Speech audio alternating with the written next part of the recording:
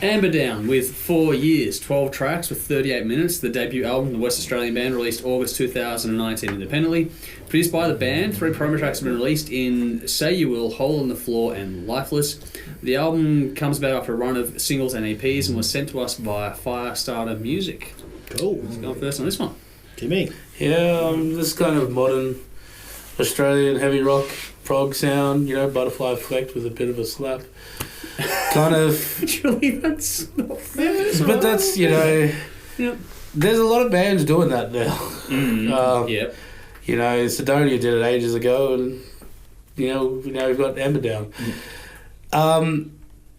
There's the ballad in the middle, but apart from that, I did find it very one-paced. Yeah. And it's a sort of, to call it a prog rock album is a little... It's not prog. I wouldn't call it prog. Yeah, it's a little unfair because it's kind of like, you know, 4/4 with some extra phrasing around it. And, you know, a little bit of linear stuff, but, you know, it's still basically just 4/4. And, you know, if you're expecting, you know, some kind of wild, crazy, you know, stuff, it's not going to... Yeah.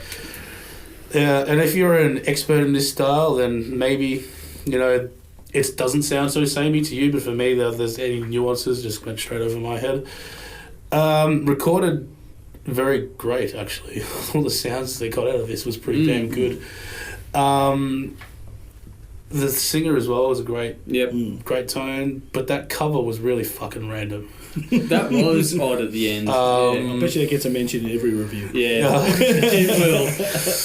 Yeah. Abandoned is the highlight. 8 out of 10. Okay. Cool. This is their first album, and they really swung for the fences on this because it sounds big. Yeah. And I was pretty bloody impressed. I just like the attitude to it because they sure as shit didn't go radio friendly. No, they didn't. They almost deliberately didn't. This is American market stuff, not Australian market. It's good because in Australia we all know that going radio friendly is a waste of everyone's fucking time anyway. I just love when you look at it on Spotify, like every single track has an explicit language warning. Good work. I love it. I thought it was brilliant. These guys sound like they're playing and saying exactly what they want to say. Yeah. And they're playing exactly the way they want to play. There's attitude coming through that I really, really... I was eating it up. I thought it was pretty fantastic. Musically, really well performed. The cover of What I Like About You does not fucking belong on there at all. But I've played that song in a cover band before. I know it's a fucking fun song to play. So if they're enjoying themselves and...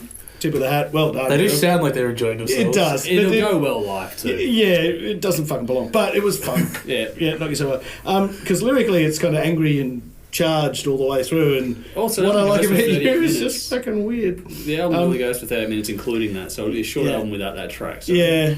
I love in the vocal they kept an Aussie twang to a lot of it. To me it's an acquired taste. I never buy in on that. I love it. Yeah. Love it. Always do. It's not a natural way of singing, so I don't buy in. I think it is a natural way of singing. I think we actually all sing unnaturally. You've never done focused, proper singing before, have I you? can't sing for shit, so it doesn't matter. If I was, the guy twiddling the knobs in the studio, I might have made it a bit dirtier, if anything. Yeah, I understand that. But anyway, look, I enjoyed it a lot. I hope they hit town soon because I'd like to check them out live. I'm sure it's a hell of a lot of fun. I gave it 8.5 out of 10. The highlights were Silence, Lifeless, Hole in the Floor, and Stockholm Syndrome. Cool. This to me was interesting. It's the heavy rock blended with some really beautiful moments on this one. So it's up tempo, and like I said, I think this is meant for the US market. It's not meant for the Australian radio market in any way, shape, or form. Some serious riffs balanced by melodic yet pretty intense melodies and lyrics. This one, like you said, they say what they want. They've got something to get off their chest in this release. Yeah. And they're not pulling any punches, which is cool. It's well produced, big and dynamic mix that actually has a fair bit of layering going on and hasn't crunched the absolute shit out of it, which is good. Don't do that. They've done this really well and allowed the vocals to take the lead on the mix. Not a heap of tricks, but just little bits and pieces here and there that sort of keep it interesting. What's really cool about this though was the flow in it. I understand what you're saying about the one pace kind of thing, but on repeat spins you get the flow, what they're getting for and going for on this one, and they got that pretty well for me. It's not the most intense thing ever, but the way it pushes and pulls with the soft track dead in the middle of the album was really well done. It's very modern rock. We seem to have a bit of a rise of this sort of style of music in Australia at the moment, which is unusual. I didn't expect to hear this sort of music become in vogue, but we're getting more of the of this sort of Americanized, and that's a generalistic term, not meant to be a critique. It's just we got this sort of modern rock, very polished, heavier kind of rock going on, which is cool and different. I'm enjoying what I'm hearing out of it. This is one of those ones that it will take a few spins to grow on you properly, I think, but the more you do spin it, the better it gets.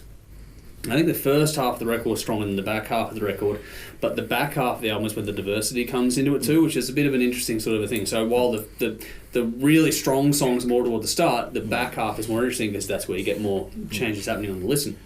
I think it's well done, and like I said, the more I listened to it, the more I liked it, and it's worth a listen. If you give it, it's one of those ones you should give it your focus though, not really a casual listening kind of a record. Give it a bit of attention. Go an 8.5 out of 10. I picked Hole in the Floor, Abandoned, Ember's Song, as well as Casey 1 and 2. I thought that... Yeah, that was cool. That was a cool flow on between those two tracks. So check it out for yourselves and let us know what you think.